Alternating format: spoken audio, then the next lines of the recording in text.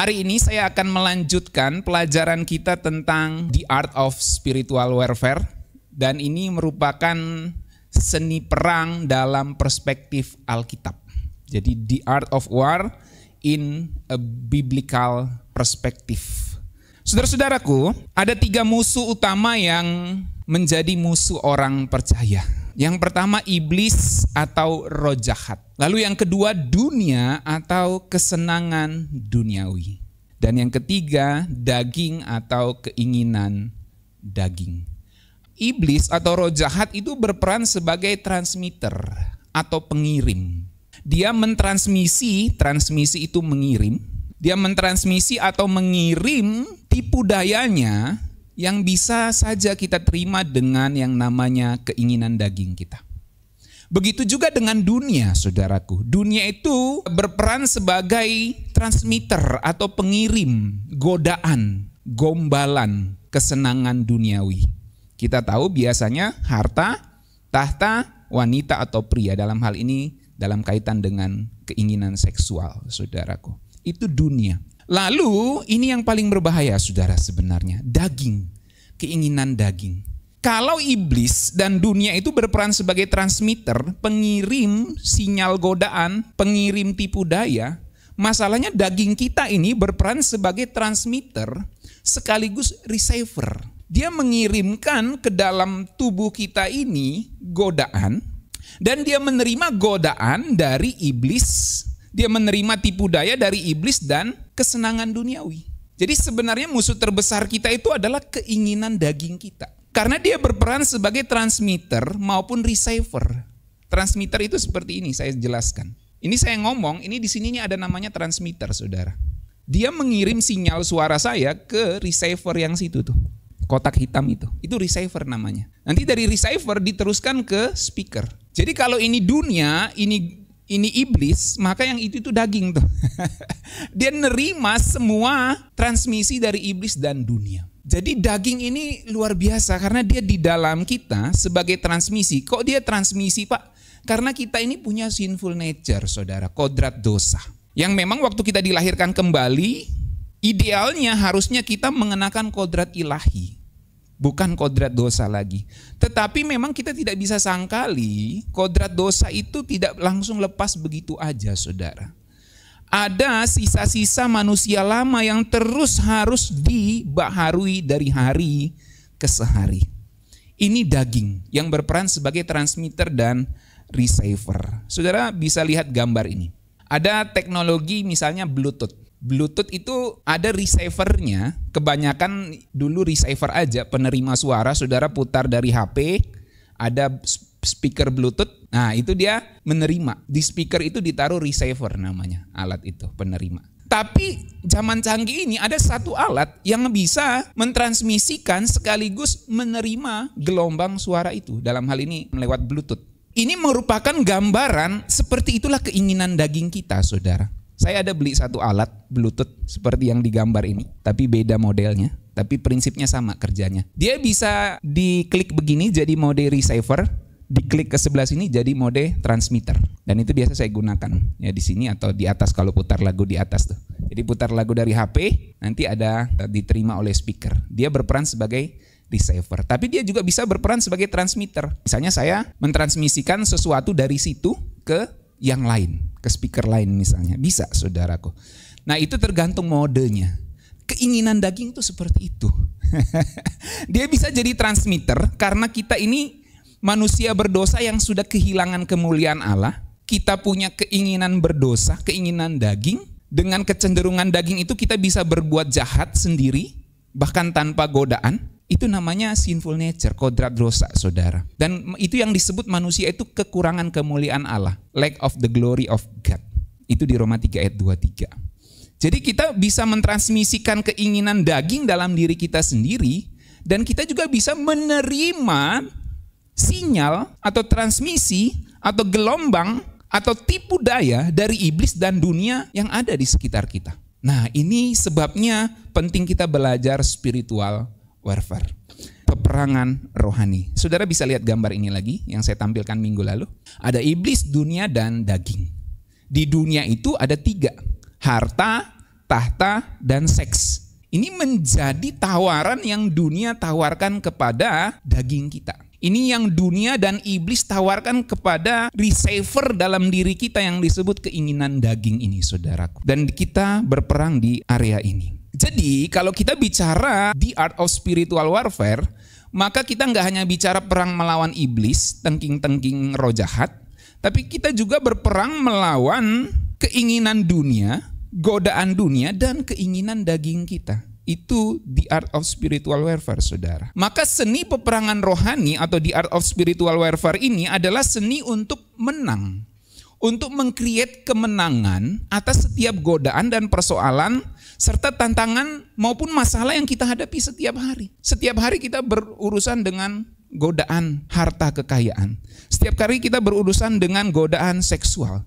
Setiap hari kita berurusan dengan godaan tahta dunia ini, atau jabatan, atau kesombongan, atau kecongkakan, atau kecenderungan hal-hal yang berkaitan dengan harta, tahta, dan seksual itu, saudaraku. Maka kita ada di peperangan ini, dan the art of spiritual warfare ini hendak mengajarkan kepada kita untuk menang terhadap setiap musuh ini. Mari kita lihat prinsip yang pertama, yaitu seni perang adalah seni tipu daya atau siasat. Saudara-saudaraku, lawan kita itu punya tipu daya. Iblis, dunia, dan keinginan daging ini punya tipu daya. Maka kita harus punya siasat untuk menghadapinya. Dan untuk menang dalam prinsip peperangan, kita harus selangkah lebih maju dari lawan kita. Dalam bisnis, dalam pekerjaan, dalam apapun, kalau kita mau yang disebut unggul, kita harus menjadi selangkah lebih maju. Demikian juga dengan melawan iblis, dunia, dan keinginan daging. Kita harus selangkah lebih maju dari keinginan daging itu. Itu sebabnya seni peperangan yang kedua adalah memahami kekuatan dan kelemahan diri sendiri dan musuh. Jadi seni perang adalah seni memahami kekuatan dan kelemahan diri kita sendiri dan musuh kita, untuk menyesuaikan taktik di medan pertempuran. Di dalam peperangan, kemenangan besar itu datang dari persiapan yang matang. Kalau kita kenal diri kita sendiri dan musuh kita, kekuatan dan kelemahan musuh kita bisa tahu kapan kita harus menyerang, dan kita tahu kapan harus menghindar. Kita harus mempelajari kekuatan dan kelemahan lawan kita. Dalam dunia olahraga begitu. Dalam dunia dagang bisa begitu juga, saudara.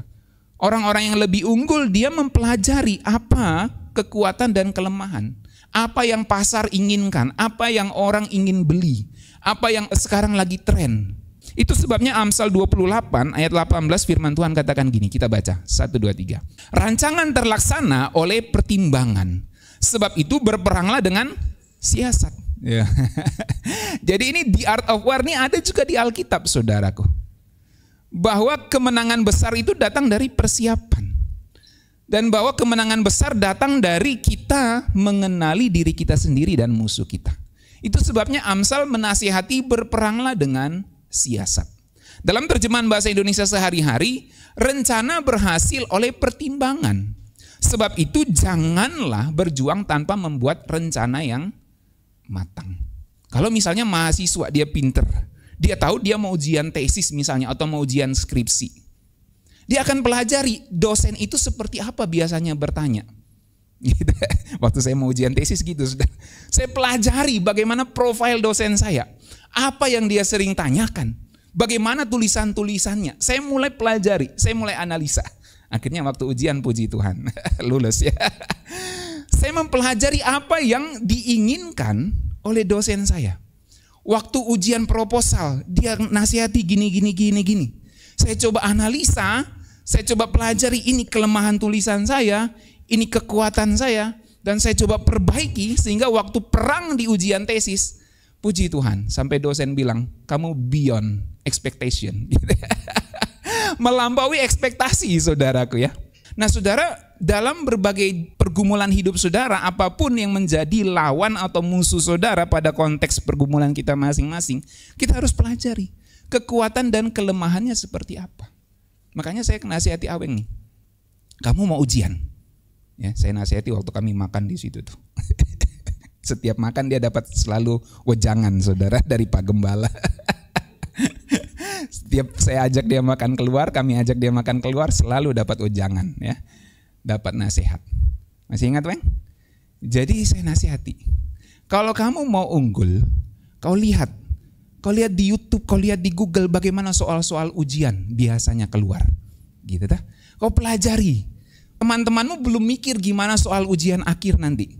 Coba kamu mulai dari sekarang mikir soal ujian akhir SMP nanti seperti apa.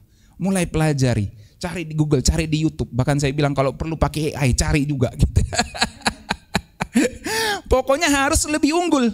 Ketika orang-orang belum mikir gimana nanti ujian, saya sudah mikir, gitu loh. Jadi kita harus selangkah lebih maju dalam strategi seperti itu. Nah, begitu juga di dalam konteks peperangan rohani, saudara. Kita harus selangkah lebih maju. Nah, salah satu siasat penting adalah mengenal diri sendiri dan mengenali musuh kita. Apa kekuatan dan kelemahannya? Apa senjata musuh kita? Area di mana dia bekerja itu di mana? Kalau dalam konteks peperangan rohani, areanya itu di sini, di pikiran. Bagaimana ia bekerja? Bagaimana supaya kita nggak kejebak di dalam jebakannya? Senjata apa yang bisa kita pakai melawannya? Ini kan kita harus perhitungkan semua di dalam perang. Kalau saya mau serang negara A, pakai apa dulu? Pakai rudal dulu? Atau pakai nuklir? Atau pakai rudal biasa atau rudal balistik? Macam-macam jenis senjata. Nah, seperti itu kita harus gunakan strategi. Kita lihat musuh pakai senjata apa, kita lawan dengan apa. Dalam hal ini untuk menang di dalam peperangan rohani, kita harus mengenal diri kita sendiri dan mengenali musuh kita. Jika kita mengenal musuh dan mengenal diri sendiri, kita nggak perlu takut akan hasil dari 100 pertempuran bahkan. Ini saya kutip dari buku The Art of War itu, saudaraku ya. Jadi ini kebijaksanaan The Art of War yang saya pandang dari biblical perspektif. Jadi di buku The Art of War itu dikatakan jika kita mengenal musuh dan mengenal diri sendiri, kita nggak perlu takut akan hasil dari 100 pertempuran. Karena kita tahu musuh kita kelemahannya ini, kekuatannya ini, kapan dia bisa maju perang. Dan itu tentu perlu intelijen, saudara ya, untuk bisa tahu. Jadi kita nggak perlu takut, oh dia mau bergerak sini, oh dia mau nyerang hari ini, dia mau nyerang jam ini. Kita sudah tahu dan kita udah siap. Jadi kalau kita kenal musuh dan mengenal diri kita sendiri, kita nggak perlu takut pada pertempuran itu. Orang yang tahu kelemahannya sendiri lebih bijak daripada tahu kekuatan lawan. Tahu kekuatan lawan itu penting, tapi mengenal kelemahan dan kekuatan kita sendiri itu jauh lebih bijak. Karena kalau dalam konteks peperangan rohani, daging kita ini bukan cuma receiver tapi transmitter, jadi harus hati-hati. Seperti ini misalnya saudara, dalam konteks perang Iran-Israel, saudara lihat nih gambarnya. Di Iran itu sendiri, itu beda-beda pendapatnya saudara. Kalau saudara lihat berita ya, pemimpin tertinggi Iran mengatakan kita balas serangan Israel. Tapi ada satu orang, ajudan Ali Khamenei namanya, itu orang di Iran, dia mengatakan atau memperingatkan supaya Iran tuh nggak membalas Israel. Jangan sampai balasan kita itu merupakan jebakan Batman dari Israel. Untuk dia punya alasan menyerang fasilitas nuklir kita, menyerang fasilitas minyak kita dan lain-lain. Atau mungkin alasan-alasan yang lain. Di Iran sendiri itu saat ini ada perbedaan pendapat. Walaupun pemimpin tertingginya sudah berkata kita siap untuk menyerang Israel. Tapi ternyata ada orang juga yang mengatakan jangan-jangan serangan balasan Israel itu merupakan jebakan untuk kita terlibat dan memicu perang dunia ketiga. Terlepas dari berbagai hal politik di Israel, dalam negeri Israel saat ini, Iran pun tetap was-was untuk menyerang Israel, saudara. Apalagi Netanyahu sekarang udah pecat tuh menteri pertahanannya kan. Itu ada gejolak sekarang di Israel. Nah itu terlalu jauh dari hidup kita. Coba kita kembali sekarang ke sini. Nah lawan kita iblis itu penipu ulung, saudaraku. Dalam Yohanes 8 ayat 44, iblis adalah pembunuh manusia sejak semula. Tidak hidup dalam kebenaran. Sebab di dalam iblis itu tidak ada kebenaran. Dan apabila iblis itu berkata dusta, Alkitab catat ia berkata atas kehendaknya sendiri. Sebab ia adalah pendusta dan bapa segala dusta. Pembunuh manusia sejak semula kita bisa lihat itu dalam kisah Adam dan Hawa.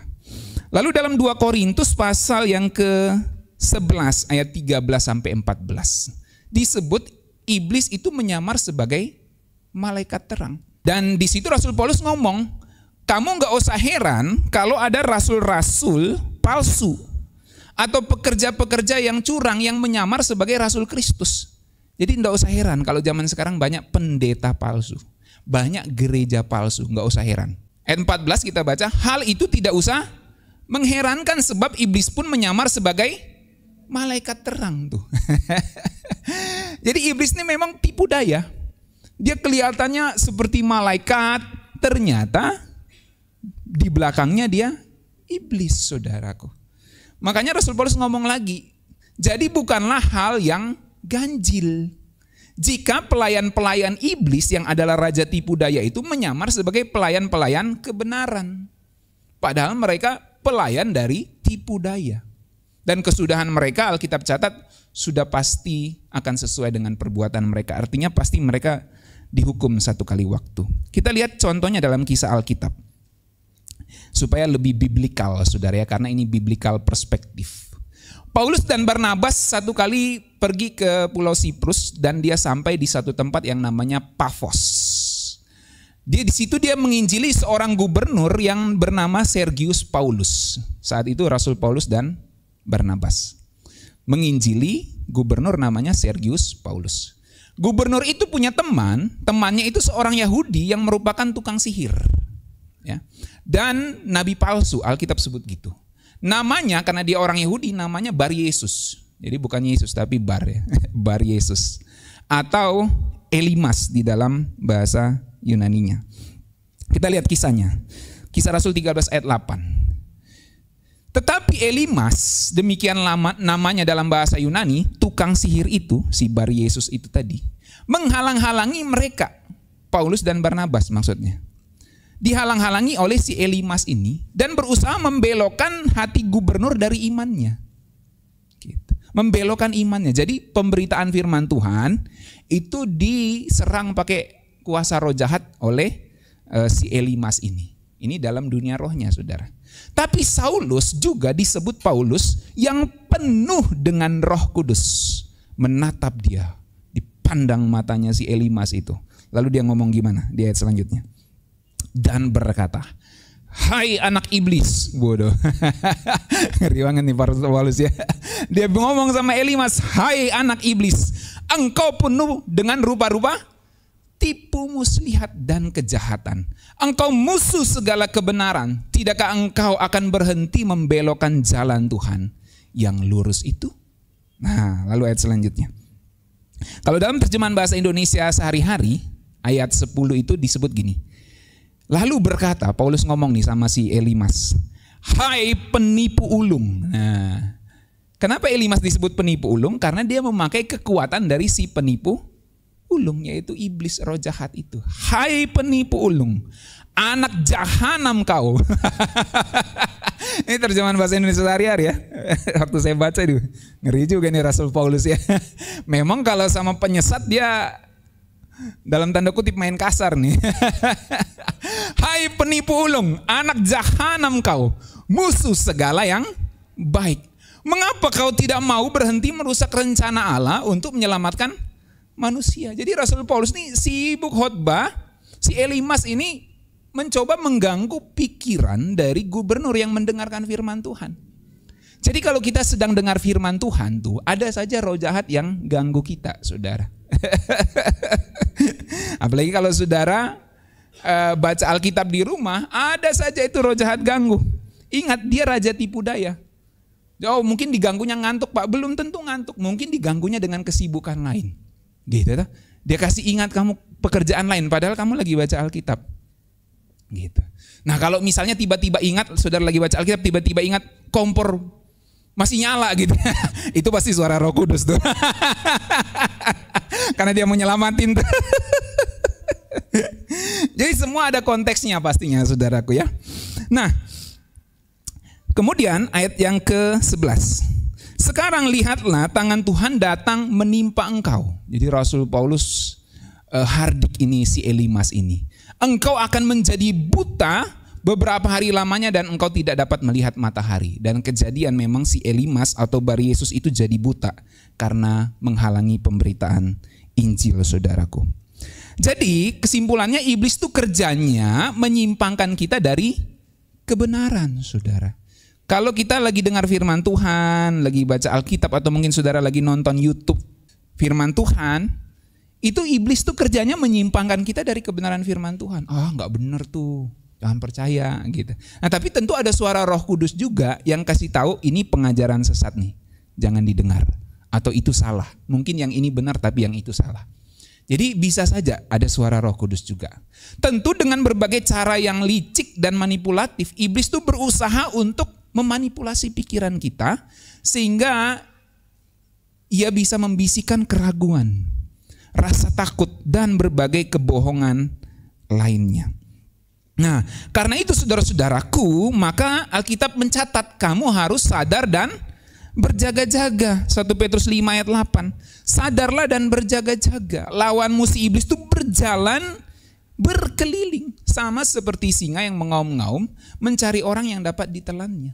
Kalau saudara pikir, saya adem-adem aja, itu nggak ada iblis ganggu saya. Jangan-jangan iblis sedang ganggu kamu. Itu masalahnya. Ingat, dia raja tipu daya. Jadi penipuan terbesar adalah ketika kita berhasil menipu orang dan dia tidak menyadari dia sedang ditipu. Itu kan penipuan terbesar, saudara. Kita nggak sadar bahwa kita sedang ditipu. Gitu. Berarti berhasil tuh penipunya itu. Makanya kita harus sadar, keep watching. Kita harus berjaga-jaga, saudaraku. Yakobus 4 ayat 7 firman Tuhan juga ingatkan, tunduklah kepada Allah, lawanlah iblis itu, maka ia akan lari daripadamu. Jadi untuk melawan iblis kita harus tunduk kepada Allah. Selanjutnya dalam Efesus 4 ayat 11 kita baca sama-sama. Kenakanlah seluruh perlengkapan senjata Allah supaya kamu dapat bertahan melawan tipu muslihat iblis.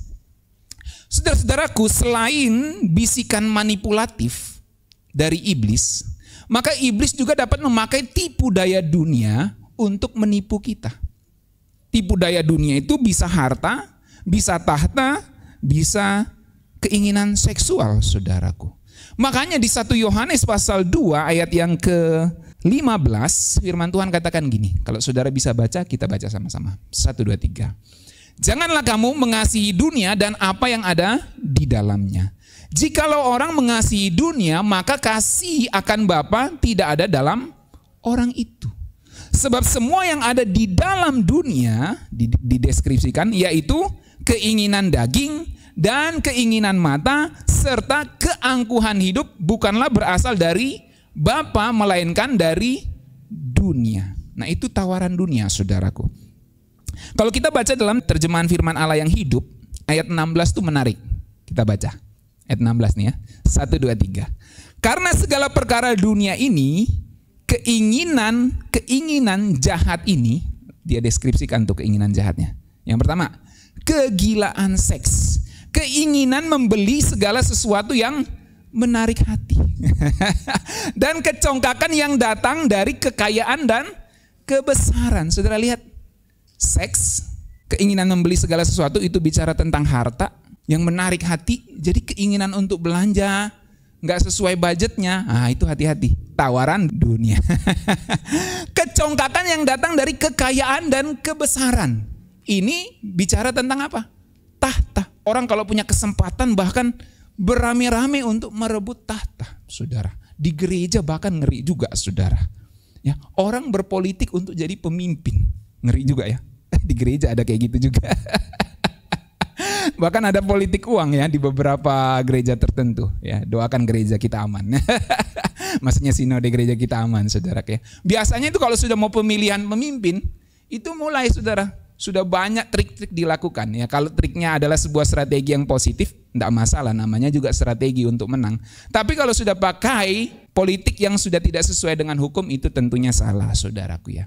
Nah, jadi tidak dapat disangkali harta, seks dan tahta itu menjadi tawaran dunia dalam kehidupan setiap kita.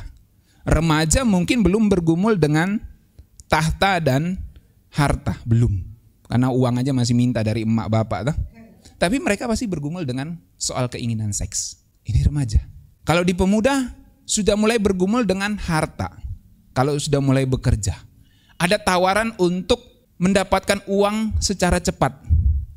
Entah dia menjual dirinya dalam bentuk benar-benar diri kalau dia wanita, atau untuk dia menjual integritasnya dengan melakukan hal-hal yang tidak berkenan di hadapan Tuhan. Maybe misalnya jual narkoba, maybe misalnya ikut bos yang nipu perusahaan lain misalnya, atau dagang dengan cara yang nggak benar. Buat tempe misalnya dikasih koran. Nah ini kan banyak tuh dulu di Trans 7 tuh.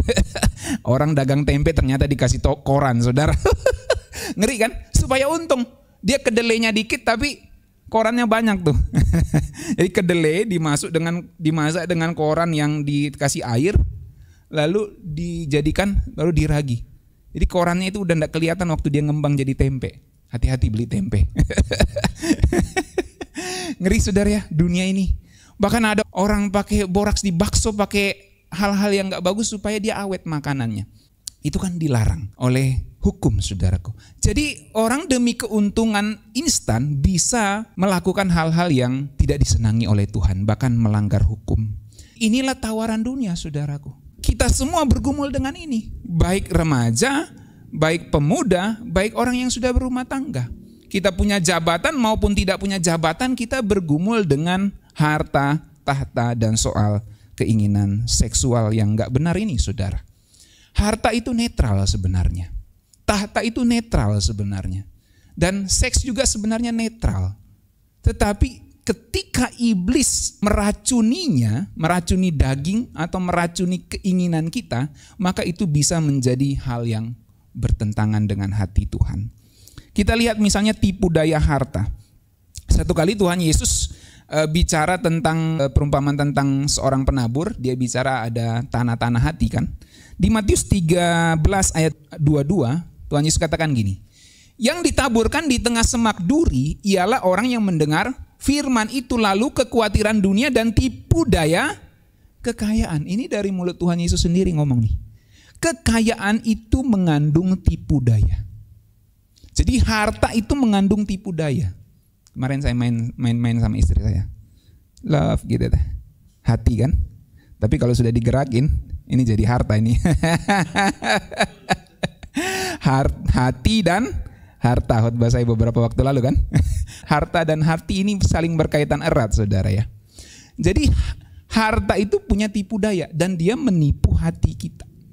Kita merasa nyaman dengan banyak uang, dengan banyak harta, dengan tebalnya dompet, dengan adanya tabungan, dengan adanya rekening kita merasa nyaman. Alkitab bilang kita nggak tahu nyawa kita bisa diambil Tuhan kapan saja. Dan siapakah yang menikmati harta kekayaan kita? Bukan kita, orang lain yang nikmati. Jadi tipu daya kekayaan itu ada, saudara. Kita merasa nyaman padahal sesungguhnya kita begitu rentan.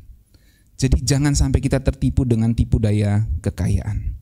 Dan bahkan tipu daya kekayaan itu bisa menghimpit firman Tuhan yang ditaburkan. Itu pendeta ngomong kayak gitu karena dia miskin, gak ada uangnya. Makanya dia ngomong gitu kan. Nah itu tipu daya kekayaan.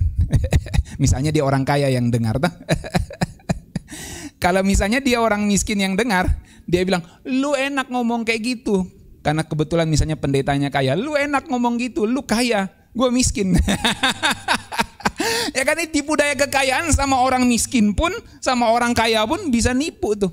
Harta kekayaan itu saudaraku ya. Jadi iblis tuh benar-benar licik, benar-benar ulung. Makanya kita harus selangkah lebih maju dari dia. Dalam terjemahan NIV, menarik ya. Tipu daya kekayaan itu diterjemahkan gini. The deceitfulness of wealth. Tipu daya kekayaan. Jadi kekayaan itu bisa jadi deception juga saudara. Jadi penipu gitu. Kemudian dalam terjemahan New English Translation, tipu daya kekayaan itu the seductiveness, saudara. Artinya apa? Daya tarik. Bukan cuma tipu daya, tapi daya tarik. Jadi kekayaan itu menarik nggak? Menarik lah. Punya banyak uang menarik nggak? Menarik lah. Pendeta juga senang banyak uang. Tipu daya kekayaan itu menarik, tapi jangan sampai kamu tertipu dengan uang itu. Tertipu merasa nyaman, merasa aman dengan uang. Karena satu kali kelak uang sebanyak apapun gak bisa menolong kita. Harta kekayaan sebanyak apapun gak bisa menolong kita. Disitulah kita tahu bahwa satu-satunya perlindungan dan pengharapan kita hanya Tuhan. Amin saudaraku. Nah, jangan sampai tunggu kejadian baru kita sadar. Ternyata uang, harta, kekayaan gak nyelamatin. Memang uang dan kekayaan bisa bayar tagihan, bisa bayar anak sekolah, memang. Tapi dia gak bisa nyelamatin hidup kita sepenuhnya, saudara. Hanya Tuhan yang menjadi pengharapan dan kekuatan kita. Kemudian dalam terjemahan bahasa Indonesia sehari-hari, tipu daya kekayaan disebutkan keinginan untuk hidup mewah. Gitu. Jadi kalau kita ingin hidup mewah, itu merupakan tipu daya kekayaan. Sekali lagi bukan berarti nggak boleh kaya. Tapi ingin hidup mewah di sini tentu keinginan untuk hidup mewah secara tidak benar. Dan akhirnya kita jadi khawatir kalau saya belum hidup mewah, kalau saya belum flexing, kalau saya belum pamer kekayaan, saya nggak berharga. Kalau saya belum kaya, saya nggak berharga. Itu tipu daya kekayaan. Kalau saya nggak kenakan yang bermerek, saya ngerasa saya nggak berhasil, saya nggak berharga, orang nggak akan hargai saya. Itu disebut tipu daya kekayaan. Kalau saya belum punya mobil, belum punya rumah, saya merasa belum berhasil. Itu tipu daya kekayaan. Hati-hati saudaraku ya. Tentu kita harus berusaha. Kalau ada berkat bisa beli rumah, puji Tuhan. Kalau ada berkat bisa beli mobil, puji Tuhan. Tapi kalau belum ada, nggak usah terlalu pengen hidup mewah. Kalau saudara sudah punya rumah, saudara punya mobil, saudara sudah punya kekayaan, punya tabungan, jangan bergantung dari itu semua. Bergantunglah tetap kepada Tuhan. Pandang itu sebagai berkat Tuhan yang harus kita kelola dengan baik. Jangan tertipu dengan tipu daya kekayaan. Nah, saudara-saudaraku, semua tipuan manipulatif iblis dan godaan duniawi itu ditransmisikan ke keinginan daging kita. Kita mulai masuk bicara keinginan daging. Tadi iblis sebagai transmitter, lalu dunia yang mentransmitterkan godaan harta, tahta, dan seksual. Sekarang semua tipuan manipulatif iblis dan godaan duniawi itu ditransmisikan ke dalam receiver yang disebut keinginan daging di dalam diri kita ini. Dia coba tawarin harta, dia coba tawarin kekayaan, dia coba tawarin godaan untuk meraih jabatan dengan tidak benar, dia coba tawarin keinginan-keinginan seksual yang menyimpang, yang tidak sesuai dengan kehendak Tuhan. Itu ditransmisikan oleh dunia dan iblis. Nah, yang nerimanya dalam diri kita itu disebut keinginan daging. Kita nggak bisa meniadakan transmitter atau iblis dan dunia. Kita nggak bisa meniadakan itu karena memang kita diutus ke dalam dunia ini. Kita diutus seperti domba di tengah serigala. Jadi kita itu nggak bisa meniadakan transmitter. Oh kalau gitu hapusin saja itu transmitternya. Buang aja transmitternya, nggak bisa.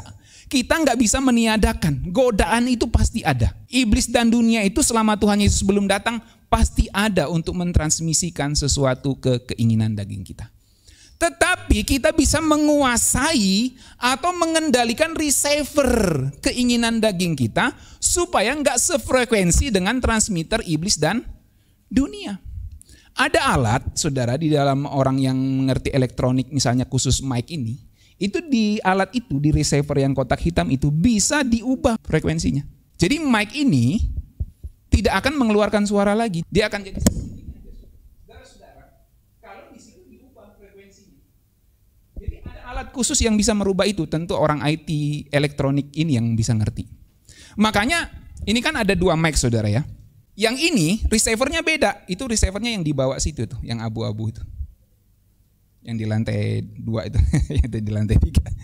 Jadi kalau saya ngomong di sini, cek 1 2, cek 1 2, ini ngomong dari sini diterima di receiver itu. Jadi dia nggak diterima di receiver yang di atas karena beda frekuensi. Tapi kalau itu diubah, frekuensinya sama seperti yang receiver di situ, maka ini bisa mentransmisikan suara ke situ juga. Makanya nggak heran saudara, kadang ada mic itu, kasus-kasus tertentu, misalnya kita lagi ibadah di sini, terus ada kondangan di sebelah kan, kebetulan mic-nya itu transmisinya sama dengan ke sini. Dia bisa masuk, kita lagi ibadah tiba-tiba masuk dangdutan tuh. Kemana gitu, di mana gitu. Kita lagi ibadah tiba-tiba muncul suaranya. Karena di sebelah lagi kondangan saudaraku. Dangdut koplo dia putar masuk ke ruangan ibadah. Kalau kebetulan frekuensinya sama. Kejadian seperti itu sudah ada, sering terjadi. di dalam acara yang berdekatan kalau kebetulan frekuensi mic-nya sama. Walaupun itu jarang tapi ada terjadi, saudaraku ya. Poin saya adalah kita harus mengatur frekuensi hati kita supaya frekuensi ini tidak sesuai atau tidak sefrekuensi dengan keinginan dunia dan keinginan daging. Saudara dapat perspektif baru memahami soal keinginan daging ini, amin. Nah kemudian bahkan Alkitab mencatat kita bukan hanya menyesuaikan frekuensi, tapi kita bisa mematikan keinginan daging itu, saudara. Ya. Alkitab katakan put to death. Jadi segala keinginan daging kita harus letakkan pada kematian. Artinya mematikan keinginan daging itu, mematikan segala keinginan duniawi yang berdosa. Kolose 3 ayat 5-6 kita baca 1, 2, 3. Karena itu, matikanlah dalam dirimu segala sesuatu yang duniawi, yaitu percabulan, kenajisan, hawa nafsu, nafsu jahat, dan juga keserakahan, yang sama dengan penyembahan berhala. Semuanya itu mendatangkan murka Allah atas orang-orang durhaka. Jadi keinginan daging yang bersifat dosa harus dimatikan. Karena ada keinginan daging yang tidak berdosa, misalnya makan, lapar, haus, itu keinginan daging yang tidak berdosa. Tuhan Yesus pun punya dalam tanda kutip keinginan daging yang gak berdosa itu. Makanya dia lapar juga kan, dia haus juga kan, dia lelah juga kan. Jadi itu keinginan untuk istirahat itu gak berdosa. Tapi keinginan daging yang berdosa adalah percabulan, kenajisan, hawa nafsu jahat, keserakahan, itu semua keinginan berdosa. Seks yang tidak pada waktunya, seks yang di luar pernikahan, itu semua keinginan yang berdosa. Keinginan untuk menjadi cepat kaya, punya harta secara tidak benar dengan menipu, itu semua keinginan daging yang bertentangan dengan kehendak Allah. Dalam terjemahan NIV dikatakan gini, ya. Put to death. Therefore whatever belongs to your earthly nature. Jadi earthly nature itu kodrat duniawi.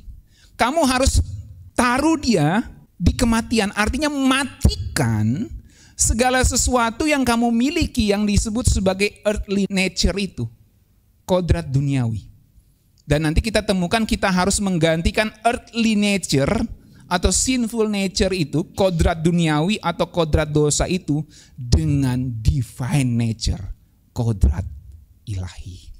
Alkitab mencatat bahwa keinginan daging atau the sinful mind, keinginan daging itu disebut the sinful mind, bertentangan dengan keinginan roh.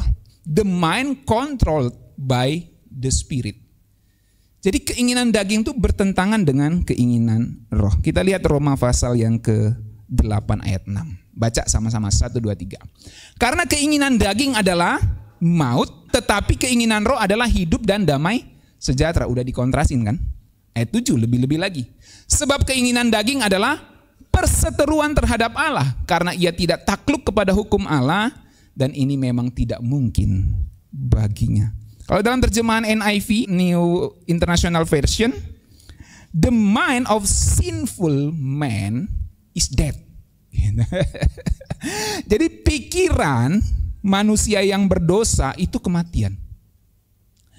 But the mind controlled by the spirit is life and peace. Pikiran yang dikontrol, yang dikendalikan oleh Roh Kudus adalah kehidupan dan damai sejahtera. Galatia 5 ayat yang ke-16. Baca lagi. Maksudku ialah hiduplah oleh roh, maka kamu tidak akan menuruti keinginan daging. Terjemahan bahasa Inggrisnya, so I say live by the spirit and you will not gratify the desire of the sinful nature. Kamu tidak akan mengikuti desire, hasrat dari sinful nature, keinginan daging itu.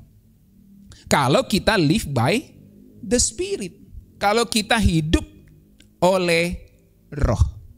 Maka penting untuk hidup oleh roh, saudara, supaya kita bisa mengalahkan sinful nature itu. Nah, saudara-saudaraku, semua tipu daya iblis, dunia, dan daging ini kita bisa simpulkan sebagai tipu daya dosa. Jadi tipu daya iblis, tipu daya dunia, harta, tahta, seks. Kalau tipu daya iblis, intinya yang menyimpangkan kita dari kebenaran. Tipu daya dunia itu berupa prakteknya harta, tahta, seks. Kemudian keinginan daging yang menjadi receiver dari semua tipu daya itu. Itu semua disimpulkan sebagai tipu daya dosa yang bisa bikin manusia itu keras hati. Jadi kalau ada orang tuh keras kepala, udah dinasihati firman Tuhan, pasti itu dia udah ketipu. Ketipu sama iblis, ketipu sama dunia, ketipu sama daging. Jadi kalau emaknya nasihati, bapaknya nasihati, kakaknya nasihati, adiknya nasihati, om tantenya nasihati, pak gembalanya nasihati, masih dia keras kepala. Dia nggak sadar dia sedang ditipu oleh iblis, dunia, dan dagingnya. Nah, itu disebut keras hati. Ibrani 3 ayat 13 kita baca 1, 2, 3. Tetapi nasihatilah seorang akan yang lain setiap hari. Jadi anak-anak itu harus dinasihati setiap hari. Selama masih dapat dikatakan hari ini, selama masih ada yang disebut today, harus orang itu dengar nasihat firman. Supaya jangan ada di antara kamu yang menjadi tegar hatinya karena apa? Tipu daya dosa. Jadi tipu daya dosa, tipu daya iblis, dunia, dan keinginan daging yang merupakan transmitter sekaligus receiver dari keinginan iblis dan dunia itu bisa membuat orang menjadi tegar hati. Jadi coba cek, kita nggak usah lihat orang lain dulu. Coba kita cek ke dalam diri kita, ya. Kita keras kepala nggak? Gitu. Kita keras hati nggak dalam konteks mendengar firman? Kalau kita keras hati, jangan-jangan kita sedang ditipu oleh iblis tanpa kita sadari. Jangan-jangan kita sedang ditipu oleh dunia tanpa kita sadari. Kita sedang ditipu oleh keinginan daging kita tanpa kita sadari. Ingat, musuh kita itu raja tipu daya. Dan untuk menang terhadap tipu dayanya, kita harus selangkah lebih maju dari dia. Nah, itu sebabnya saya catat di sini, untuk menang kita harus selangkah lebih maju dari lawan kita. Kita harus kenal kekuatan dan kelemahan kita, juga kekuatan dan kelemahan dari musuh kita, saudaraku. Iblis, dunia, dan keinginan daging yang berdosa, kekuatannya adalah penipu ulung. Alkitab sudah catat, hati-hati. Dia itu penipu ulung. Dia punya tipu daya. Itu sebabnya kita juga harus kenal kelemahan kita. Dalam diri kita ada yang disebut keinginan daging, yang bukan hanya receiver, tapi juga transmitter. Karena kita punya kodrat dosa. Kita harus kenal nih kelemahan kita ini. Saya ini transmitter, secara sinful nature-nya, secara kodrat dosa, saya sendiri tanpa dunia dan tanpa iblis punya kecenderungan berdosa. Makanya anak-anak kadang tidak diajar pun dia udah tahu bohong. Ya kan? Tidak diajar pun dia udah tahu bohong. Apalagi udah ketambah pengaruh media sosial, gitu. Udah bisa ngomong kasar. Makanya kan banyak orang tua itu, ya, terutama orang-orang tua yang agak modern sekarang. Apalagi kalau dia bisa mampu, dia usahakan anaknya sekolah di sekolah swasta. Kenapa alasannya? Karena kalau di sekolah negeri katanya, ya ini katanya, kita nggak mengeneral semua sekolah negeri. Anak-anaknya ngomongnya kasar banget, gitu ya. Tentu ada yang baik-baik juga. Kan ada orang-orang tua gitu, takut anaknya sekolah di sekolah negeri karena nanti dia ngomongnya jadi kasar. Karena dia modeling semua teman-temannya itu. Dia pola semua teman-temannya cara ngobrolnya. Tapi nggak menjamin juga di sekolah swasta juga bisa rusak juga. Akhirnya ada orang-orang tua yang memutuskan anaknya homeschooling saja. Ya kan? Supaya dia nggak terpengaruh dengan dunia. Gitu. Nah, whatever apapun keputusannya, itu kebijaksanaan orang tua masing-masing. Tapi poin saya adalah dengan kasus-kasus itu kita menyadari bahwa memang kita ini bisa jadi transmitter maupun receiver dari keinginan dunia dan keinginan iblis. Jadi hati-hati, ini spiritual warfare. Kalau saudara nggak merasa sedang dalam peperangan rohani, mungkin saudara sedang ditipu oleh iblis. Jadi untuk selangkah lebih maju dari semua lawan itu, kita harus punya siasat perang. Tentu peperangan kita bukan melawan darah dan daging, kita nggak siapin tombak, nggak siapin parang, nggak pergi beli rudal di Rusia gitu. Kita nggak kayak gitu, saudara. Untuk selangkah lebih maju dari semua lawan kita harus punya siasat perang. Siasat perang kita adalah hidup penuh dengan firman dan penuh dengan Roh Kudus. Alkitab mencatat tadi di Kisah Para Rasul, Saulus yang disebut juga Paulus penuh dengan roh dan mengatakan kepada si Elimas itu, anak jahanam kamu. Ya saudara, jadi kalau kita penuh dengan firman dan roh, baru kita tahu ini tipu daya iblis nih. Ini tipu daya setan ini untuk menjatuhkan saya. Ini tipu daya dunia ini untuk menjatuhkan saya. Saya mau tolak dalam nama Tuhan Yesus. Amin. Kalau kita penuh dengan firman dan penuh dengan Roh Kudus. Artinya kalau kita mengenakan kodrat ilahi, divine nature, maka kita bisa menang dalam peperangan. Siasat perang kita itu bukan kita ambil tombak siap parang, tiba-tiba iblis muncul lalu kita tebas palanya. Nggak kayak gitu saudaraku. Sebab Efesus mengatakan peperangan kita bukan melawan darah dan daging, tapi melawan roh-roh jahat di udara. Melawan roh-roh dunia yang gelap ini, melawan penguasa kerajaan angkasa.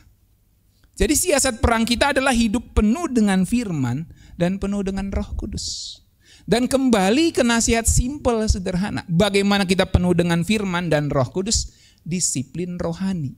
Untuk membentuk rohani, kita harus hidup di dalam doa, hidup di dalam firman Tuhan, membaca, mendengar, melakukan firman Tuhan, hidup di bawah hadirat Tuhan atau di dalam hadirat Tuhan. Bisa ditambahin pada kasus tertentu kita bisa mengambil puasa. Ini adalah siasat perang rohani. Kalau saudara tidak penuh dengan firman, saudara malas dengan firman, pendeta saudara sudah terus ajarin firman, tapi saudara malas dengarnya, saudara akan lag, saudara akan kekurangan firman, dan saudara tidak punya senjata untuk melawan tipu daya dunia ini. Itu sebabnya saya berusaha untuk menyajikan firman Tuhan dengan perspektif yang baru. Mungkin pesannya seperti khotbah-khotbah sebelumnya, tapi dengan perspektif yang baru saudara bisa melihat firman Tuhan menjadi benteng dan perisai hidup kita. Kita menyadari ada peperangan rohani yang kita tidak lihat karena peperangannya bukan darah dan daging, tapi peperangan di konsep mindset. Kita harus penuh dengan firman dan hidup di dalam doa, hidup di dalam pimpinan Roh Kudus. Makanya saya ajak saudara bangun pagi, ayo doa. Nah ini saya mulai merencanakan akan live streaming doa pagi saudaraku ya. Doakan kalau bisa nanti kita akan lakukan ya. Dan kalau saudara bisa ikutin, kalau memang saudara harus sambil kerja di subuh itu, silakan saudara putar untuk nanti ikuti bersama doa subuh. Dan saya targetkan, biasanya kalau kami doa sendiri tanpa di live itu 1 jam, bisa 1 jam lebih kadang. Ya, tergantung konteksnya. Karena pagi-pagi harus cepat siapin makan aweng, siapin bekal, istri saya harus pergi sekolah juga, jadi ya. Kadang jam 5 kami doa, jam 6 bisa jam 6 lewat 10 bisa selesai gitu ya. Kadang itu udah lama banget tuh. Nah, saya mau targetkan kita setengah jam aja doa. Jadi kalau jam 5 mulai sampai setengah 6 saudara masih bisa siap-siap untuk bekerja ke kantor atau siap-siap yang lain. Ada mungkin yang jam 5 sudah harus pergi, nanti saudara bisa putar sambil streaming, sambil jalan atau sambil kerja, sambil masak mungkin kalau memang saudara kerja subuh. Kita harus mulai bangun kehidupan doa. Amin saudaraku. Karena kekuatan kita hanya di situ, hanya di doa. Karena ini peperangan rohani saudaraku.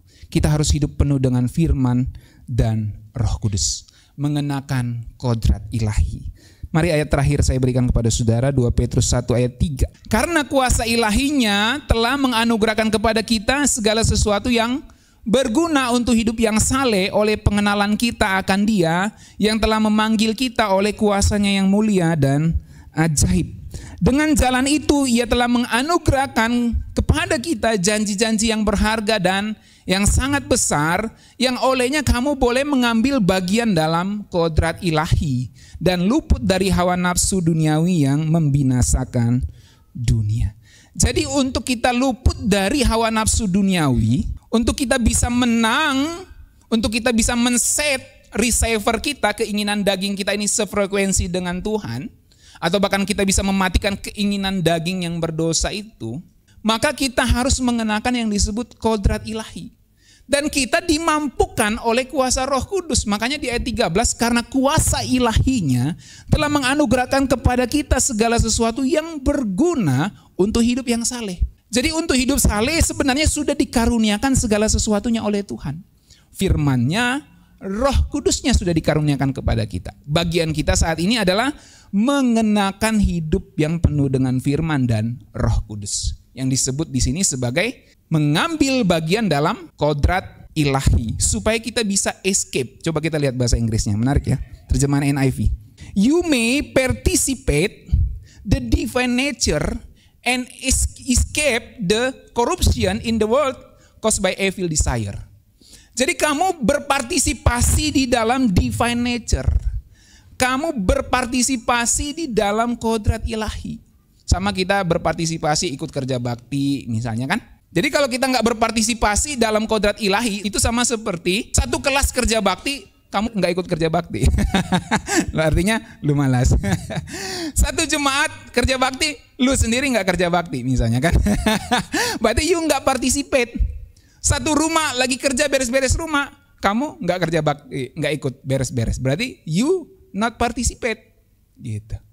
Nah, untuk menang lawan iblis, untuk escape dari corruption in the world yang disebabkan oleh evil desire ini, hasrat yang jahat ini, kita harus participate, kita harus berpartisipasi di dalam divine nature. Nggak ada cara lain. Dan participate atau partisipasi di dalam divine nature, di dalam kodrat ilahi, itu sederhananya adalah kita harus hidup dengan firman dan Roh Kudus. Yang dipraktekkan dengan hidup di dalam doa, hidup di dalam penyerahan kepada Tuhan, hidup di dalam perlindungan Tuhan, hidup di jalan-jalan Tuhan, hidup penuh dengan firman, suka membaca firman, suka melakukan firman, dan hidup di dalam pimpinan Roh Kudus setiap hari. Gak ada jalan lain untuk menang dalam peperangan rohani. Kita harus masuk mengenakan kodrat ilahi. Kita harus berpartisipasi di dalam divine nature. Yang terakhir, untuk escape atau lepas atau menang dari iblis dunia dan keinginan daging atau yang disebut sinful nature itu, kita harus participate atau mengenakan kodrat ilahi. Jadi untuk melawan sinful nature harus dilawan dengan divine nature. Saudara ingat prinsip perangnya? Seni perang adalah seni tipu daya. Dan yang kedua, seni perang adalah seni memahami kekuatan dan kelemahan diri kita sendiri serta musuh. Kelemahan kita itu ada di daging, transmitter dan receiver.